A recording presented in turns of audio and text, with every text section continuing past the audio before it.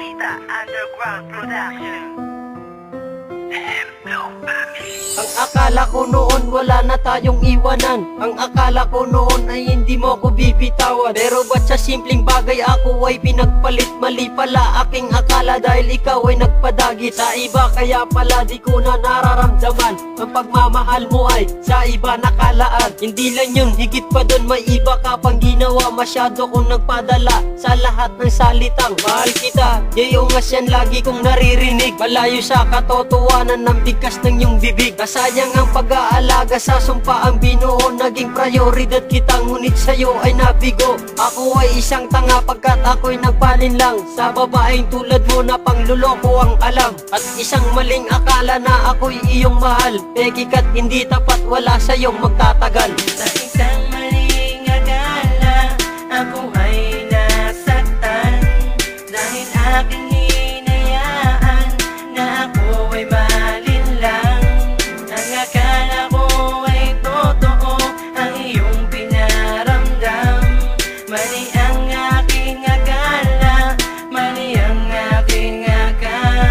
Hanggang sa una lang pala tayo ay naging masaya dahil unti-unti ko nang nalaman na wala kang kwenta. Hindi ka na konsensya, sinalat aking pasensya. Kaya napagtanto ko na mali ang aking akala. Kung ako'y nakinig na sa sabi ng aking kaibigan, di ko na sana dinanas kung paano masaktan. Pinagpalit ko na nga ang relasyon ko sa aking magulang. Ngunit bakit mailap pa rin sa akin ang kasiyahan na matutumbasan pa ang pait at kahirapan dahil sa maling akala na kinapariwaraan. Sana'y di na nagtiwala nang wala ng pagsisisi na dumadampi sa akin at hindi ka na pinili. Sino ba naman ako? Si Marvin lang naman ako, isang lalaking nagpakatanga sa isang tulad mo. Dahil pinaramdam mo sa akin ang iyong sinseridad, ngunit ngayon alam ko na ay bibitaw na sa iyong palad. Sa isang maling akala, ako ay nasaktan dahil aking hinayaan na ako ay mahalin lang. Ang akala ko ay totoo ang iyong pinaramdam. Mali ang aking akala, mali ang aking akala.